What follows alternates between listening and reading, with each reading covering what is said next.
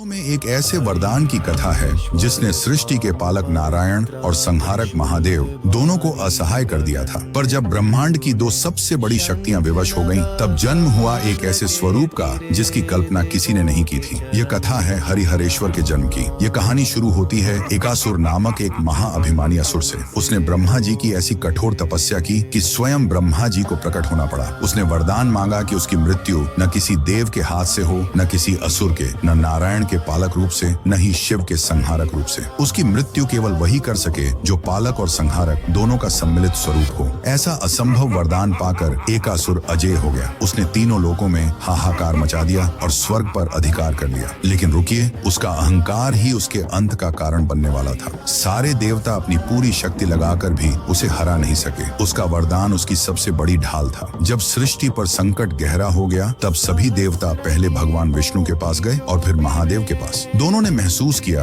कि इस असुर का अंत कोई अकेला नहीं कर सकता। तब ब्रह्मांड के संतुलन के लिए भगवान विष्णु और महादेव ने वो निर्णय लिया जो आज तक के इतिहास में कभी नहीं हुआ था। वैकुंठ और कैलाश की ऊर्जा एक होने लगी। नारायण का पीतांबर और शिव का बाघंबर एक होने लगा। एक हाथ में सुदर्शन चक्र था तो दूसरे में त्रिशूल, एक मस्तक पर किरीट था तो दूसरे पर चंद्रमा। उस दिव्य स्वरूप का आधा अंग हरि का था और आधा हर का। उस अद्भुत स्वरूप का नाम था हरिहर। जब एकासुर ने इस स्वरूप को देखा तो उसका सारा अभिमान चूर चूर हो गया। हरिहर के एक ही प्रहार से वह असुर मोक्ष को प्राप्त हुआ। कहते हैं जिस स्थान पर यह अद्भुत लीला हुई, वही पवित्र भूमि आज हरिहरेश्वर के नाम से जानी जाती है। यह स्वरूप हमें याद दिलाता है कि सृष्टि का पालक और संहारक अलग अलग नहीं, बल्कि एक ही परम सत्य के दो पहलू हैं। इस अद्भुत स्वरूप को मन में रखकर कमेंट्स में